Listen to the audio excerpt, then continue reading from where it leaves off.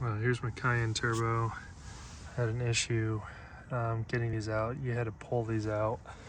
They're M6 nut goes in. So this is the nut that comes from Porsche. Gets pressure fit in. BMW also sells the exact same thing. It goes in. You need a special tool.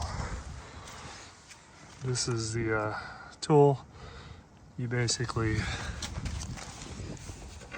take this off, screw this on.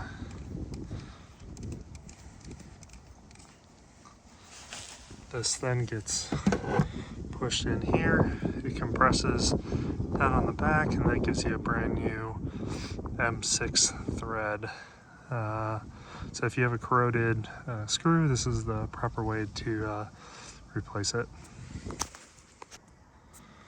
Once it's been pressed, you just turn this back out, and then what it does is it effectively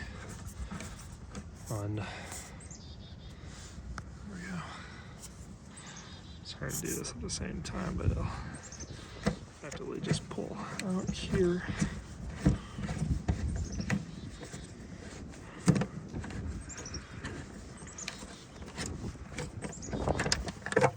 And then you can put a brand new stainless steel nut so it doesn't corrode.